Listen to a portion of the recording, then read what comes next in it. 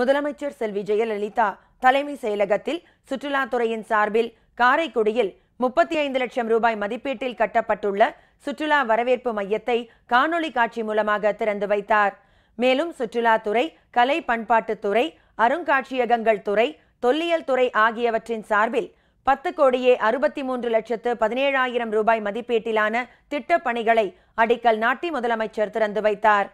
மக்களின் மனமகிழ்வுக்கு மூலக்கூறாகவும் வேலை வாய்ப்பினையும் அந்நிய செலாவணியையும் ஈட்டித் தருவதில் முக்கிய பங்கு வகிக்கும் சுற்றுலாவை மேம்படுத்துவதிலும் அரிய கலை செல்வங்களை பேணி பாதுகாப்பதிலும் அதிக அக்கறையுடன் முதலமைச்சர் செல்வி ஜெயலலிதா தலைமையிலான அரசு செயல்பட்டு வருகிறது.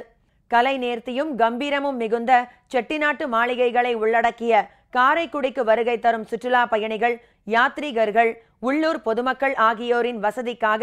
காரைக்குடியில் 35 லட்சம் ரூபாய் மதிப்பீட்டில் கட்டப்பட்டுள்ள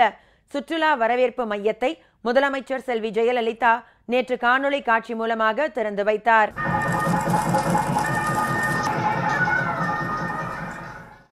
மேலும் கோயம்புத்தூர் ஹோட்டல் தமிழ்நாடு வளாகத்தில் 30 லட்சம் ரூபாய் மதிப்பீட்டிலும், திருவண்ணாமலை ஹோட்டல் தமிழ்நாடு வளாகத்தில் 32 லட்சம் ரூபாய் மதிப்பீட்டிலும் கட்டப்பட்டுள்ள சுற்றுலா வரவேற்பு மையங்கள், மாமல்லபுரம் சுற்றுலா அலுவலக வளாகத்தில் 30 லட்சம் ரூபாய் மதிப்பீட்டில் விரிவுபடுத்தப்பட்ட சுற்றுலா வரவேற்பு மைய கட்டடம்,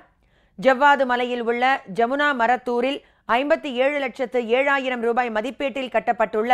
சுற்றுலா பயணிகள் ஓய்வு இல்லம், துயில் கூடம், சுற்றுலா தகவல் மற்றும் கருத்து விளக்க மையம், வேலூர் மாநகராட்சி ஓட்டேரியில் 1,20,00,000 ரூபாய் செலவில் மேம்படுத்தப்பட்ட சிறுவர் பூங்கா என 3,04,07,000 ரூபாய் மதிப்பீட்டில் கட்டப்பட்டுள்ள சுற்றுலாத்துறை கட்டடங்கள் மற்றும் மேம்படுத்தப்பட்ட பூங்காவினை முதலமைச்சர் செல்வி ஜெயலலிதா திறந்து வைத்தார்.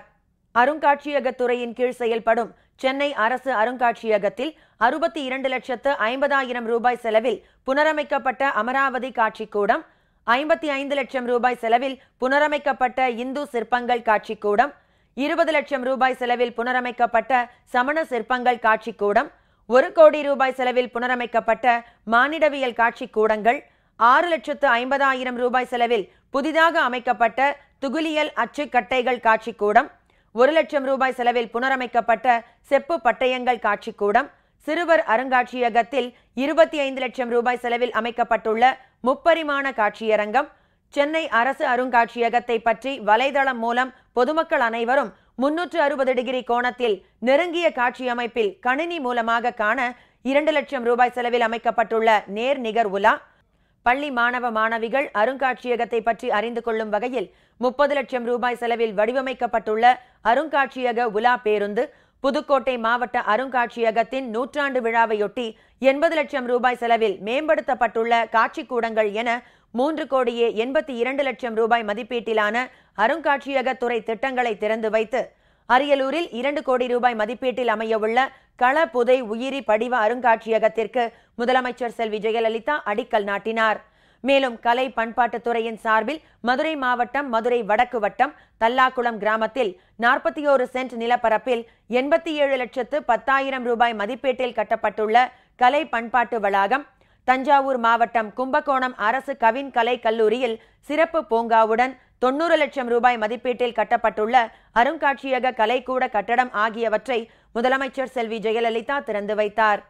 பூம்புகார் பகுதியில் மேற்பரப்பு ஆய்வு மற்றும் ஆழ்கடல் அகழாய்வுகளில் கண்டெடுக்கப்பட்ட தொல்பொருட்களை காட்சிப்படுத்தும் வகையில் தொல்லியல் துறையின் சார்பில் நாகப்பட்டினம் மாவட்டம் பூம்புகாரில் 35 லட்சம் ரூபாய் மதிப்பீட்டில் கட்டப்பட்டுள்ள ஆழ்கடல் அகழ்வைப்பக அருங்காட்சியக கட்டடத்தை முதலமைச்சர் செல்வி ஜெயலலிதா திறந்து வைத்தார். ஆக மொத்தம் 10,98,17,000 ரூபாய் மதிப்பீட்டிலான சுற்றுலாத்துறை, அருங்காட்சியகங்கள் துறை, கலை பண்பாட்டுத்துறை, தொல்லியல் துறை ஆகிய துறைகளின் திட்டப்பணிகளை முதலமைச்சர் செல்வி ஜெயலலிதா அடிக்கல் நாட்டியும் திறந்தும் துவக்கியும் வைத்தார். இந்த நிகழ்ச்சியில் சுற்றுலாத்துறை அமைச்சர் திரு SP சண்முகநாதன், பள்ளிக்கல்வித்துறை அமைச்சர் திரு KC வீரமணி, தலைமை செயலாளர் திரு மோகன் வர்கீஸ் சுங்கத், தமிழ்நாடு அரசு ஆலோசகர் திருமதி ஷீலா பாலகிருஷ்ணன், சுற்றுலா பண்பாடு மற்றும் அறநிலையங்கள் துறை கூடுதல் தலைமை செயலாளர் முனைவர் ரா கண்ணன் மற்றும் அரசு உயர் அலுவலர்கள் கலந்து கொண்டனர்.